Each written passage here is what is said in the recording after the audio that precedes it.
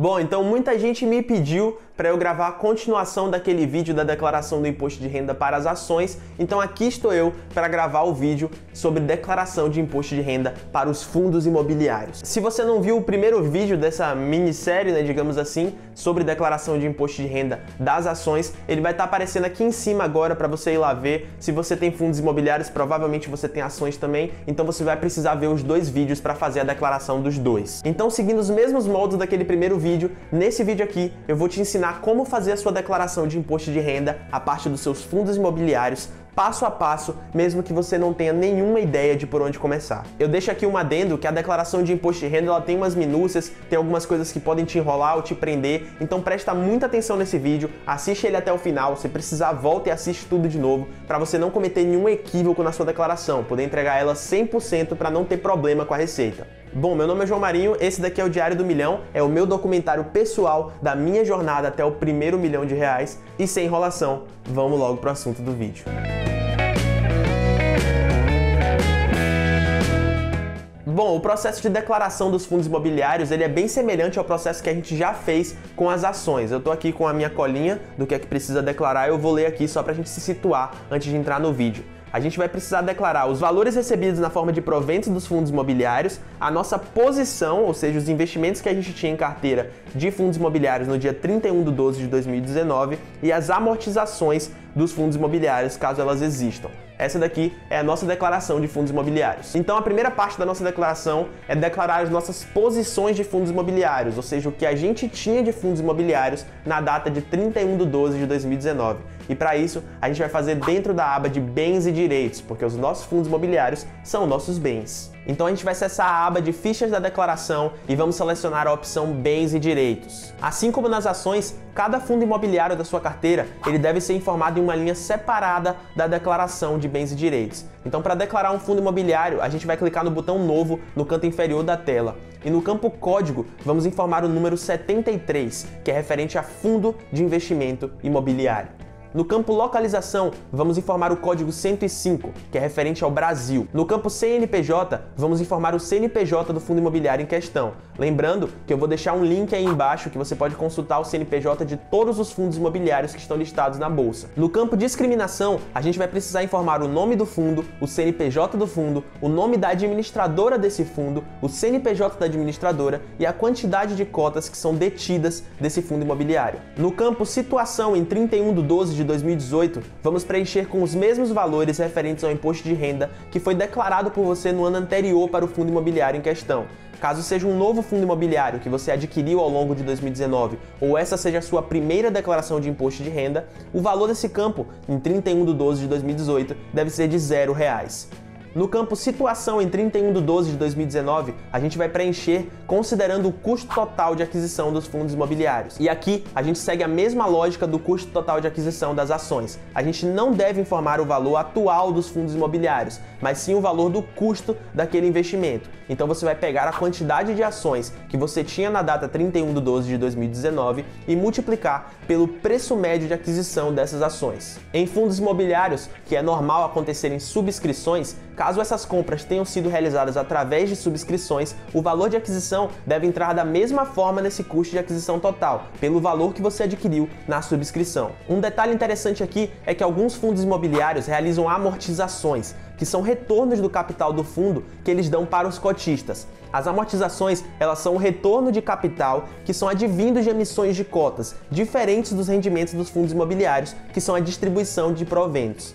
As amortizações, elas não são muito comuns, mas elas podem eventualmente acabar acontecendo. E aí, nesse caso, o valor da amortização deve ser reduzido do custo de aquisição das cotas do fundo imobiliário. Vamos para um exemplo prático. Imagine que o custo de aquisição por cota de um determinado fundo imobiliário seja de R$90 e a amortização em questão desse fundo seja de R$8,50. Nesse caso, deverá ser reduzido R$8,50 do custo de aquisição por cota. Portanto, o custo nesse caso seria de R$90 menos R$8,50, totalizando R$81,50. O valor total a ser declarado no campo Situação em 31/12/2019 seria então de R$ 81,50 multiplicado pela quantidade de cotas que você possuía nessa data. E aí você vai repetir esse procedimento para todos os fundos imobiliários que você tinha na data 31/12/2019. Uma vez que você faz isso, essa parte aqui da declaração das posições dos nossos fundos imobiliários dentro da aba de bens e direitos já está concluída.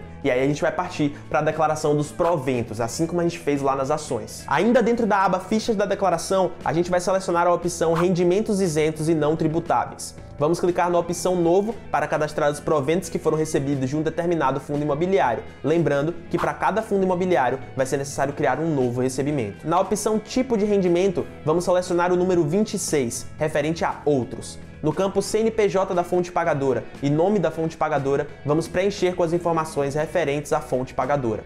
Essa fonte pagadora, ela pode variar entre a administradora do fundo ou o próprio fundo imobiliário, e isso daí vai depender do fundo que você investe. Para descobrir qual dos dois você tem que utilizar, você vai ter que verificar o que é informado no informe de rendimentos, que é aquela cartinha que todo investidor recebe todo ano pelos correios, informando tudo o que você precisa para declarar o seu imposto de renda. Se você viu o vídeo sobre ações de imposto de renda, você já está familiarizado com o informe de rendimentos. Caso você tenha alguma dúvida sobre isso, passa lá no vídeo e dá uma conferida antes. No campo descrição, você vai informar rendimentos recebidos do fundo imobiliário em questão, e aí você vai colocar o nome do fundo imobiliário. No campo valor, você deve preencher com as informações que estão contidas no informe de rendimentos. Então o informe de rendimentos é muito importante para guiar a nossa declaração. E aí pronto, a parte de declaração de proventos é só isso. Você vai repetir para cada fundo imobiliário que você tem, só replicar o mesmo processo. E aí a gente terminou essa parte da declaração e já podemos ir para a próxima. A terceira parte da nossa declaração de imposto de renda são as negociações que foram realizadas em bolsa de valores, né? As operações, caso você tenha vendido algum fundo imobiliário. Se você não vendeu nenhum fundo imobiliário, você não vai precisar preencher nada aqui. Se você vendeu, preste atenção, porque essa parte aqui é especial para você e é uma parte que costuma enrolar muita gente, então presta bastante atenção. A gente vai selecionar a aba Renda Variável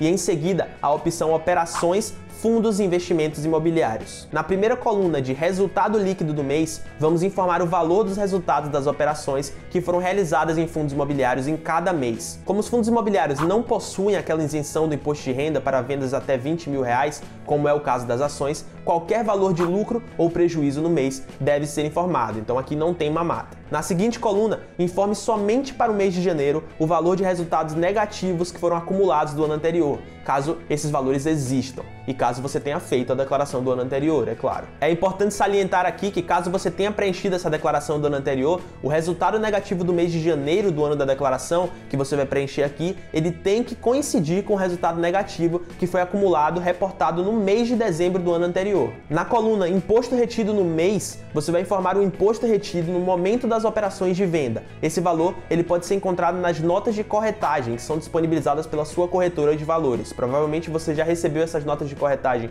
no seu e-mail. Se você não recebeu, você pode consultar na plataforma da corretora ou entrar em contato pedindo. Na coluna Imposto Pago, você vai informar o valor do imposto que foi pago referente às operações daquele mês. Lembre-se que na declaração do imposto de renda, você vai apenas informar o valor do imposto que já foi pago. O imposto em si, ele já deveria ter sido pago ao longo do ano, até o último dia útil do mês subsequente às operações que foram realizadas, considerando uma alíquota de 20% sobre o ganho das operações do mês, que é a alíquota básica dos fundos imobiliários. E esse pagamento de impostos deveria ser feito através da emissão de DARFs, como a gente já viu no vídeo de imposto de renda de ações. Então você vendeu fundos imobiliários no mês, você emite a DARF naquele mês, faz o pagamento da DARF naquele mês e na declaração anual do imposto de renda você vai apenas declarar o imposto que já foi pago. Veja aqui que nesse quadro as demais colunas estão em cinza, o que significa que elas são preenchidas automaticamente pelo programa, então você não precisa preencher nada. Uma vez que você repete esse procedimento para todos os meses ali, a sua declaração de imposto de renda, a parte de fundos imobiliários, está terminada. E o ponto disso tudo é que nesse vídeo aqui eu não estou tratando de nenhum outro tipo de declaração. Não falei da declaração de ações, não falei da declaração de renda fixa, de nada disso.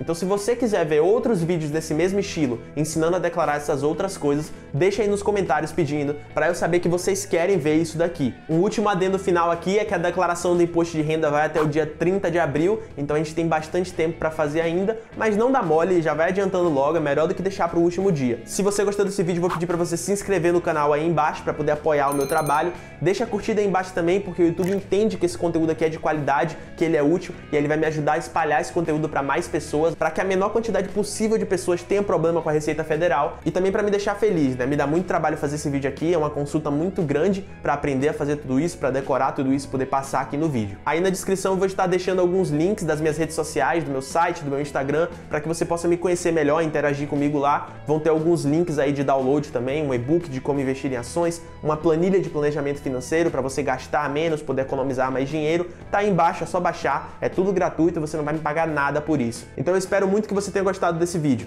Eu sou João Marinho, esse daqui é o Diário do Milhão e eu vejo você num próximo vídeo.